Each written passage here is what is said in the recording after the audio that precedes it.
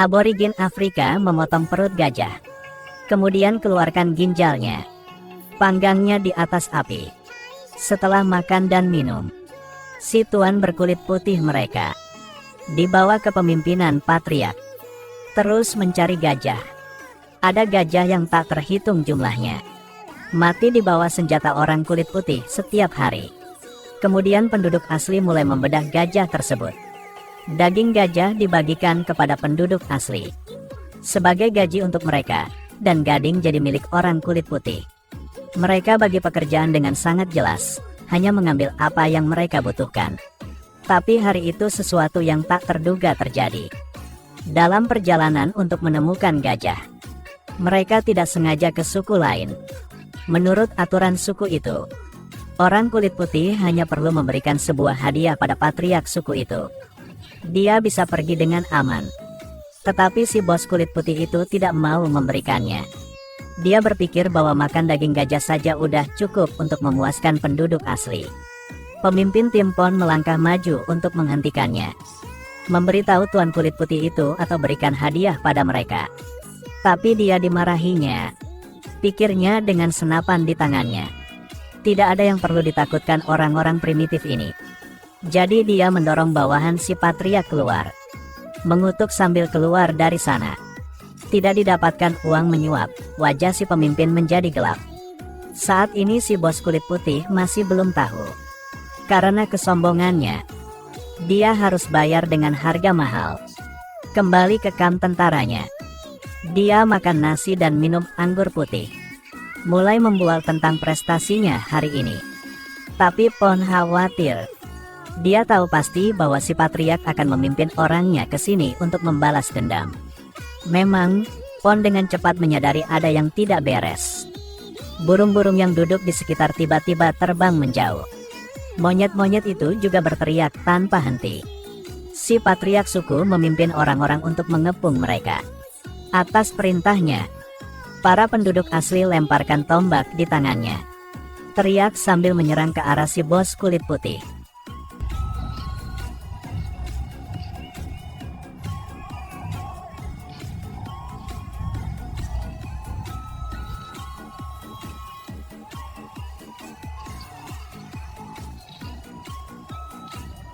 Meskipun mereka memiliki senjata di tangan mereka, tapi tidak bisa menekan para penduduk asli yang tidak takut mati itu.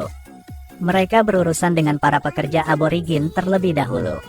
Lalu tangkap bos kulit putih dan PON hidup-hidup. Dan menyita senapan mereka. Akhirnya menangkap keduanya kembali ke suku mereka.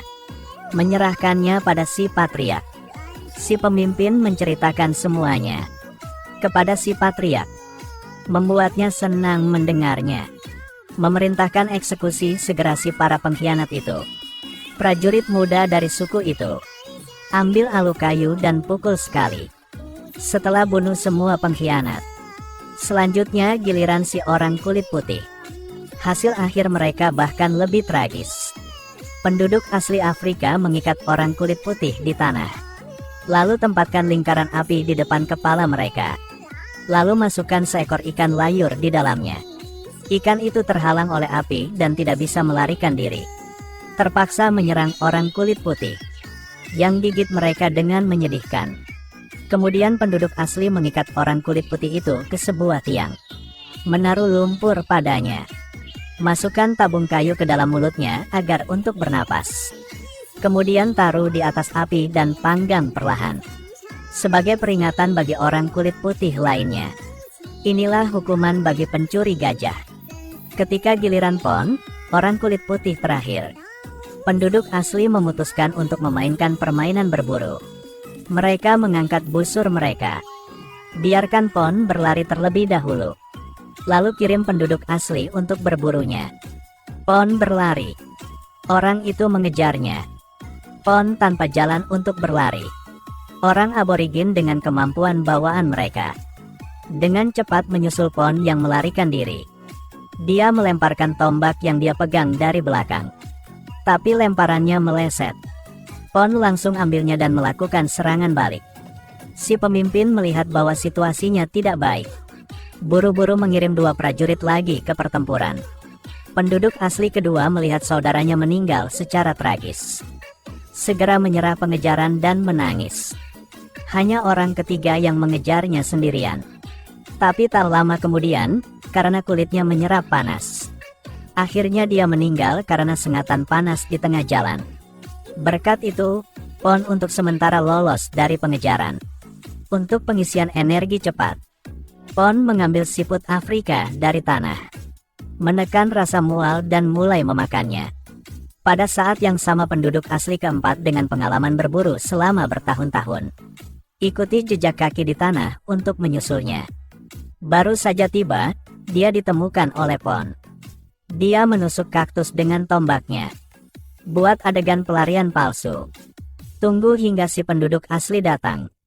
Pon diam-diam ke belakangnya. Dia arahkan ke pinggangnya dan tusuk dia sekali, yang menghabisi si penduduk asli keempat. Si patriark melihat hilangnya dua prajurit berturut-turut, memutuskan untuk secara pribadi memimpin timnya untuk melacak Pon. Mereka dengan cepat menemukan jejak kakinya. Andalkan jejak untuk mengejarnya.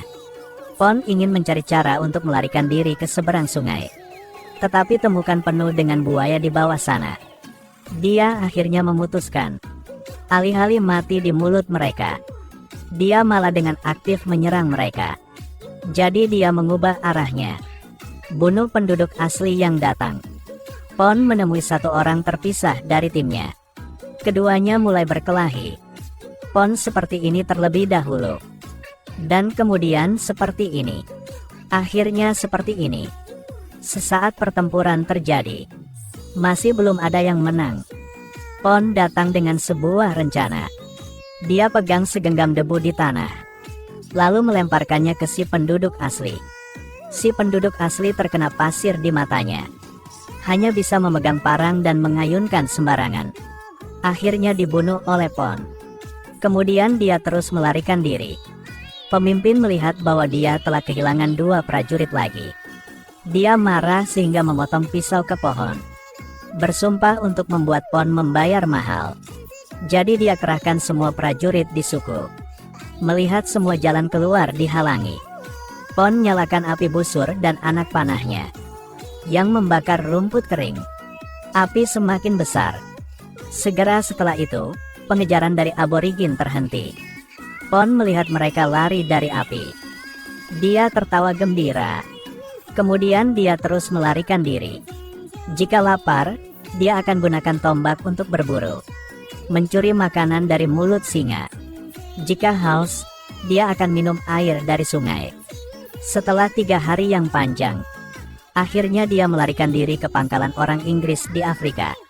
Pon akan segera melarikan diri dari kejaran mereka. Tapi karena sangat lelah, dia pingsan.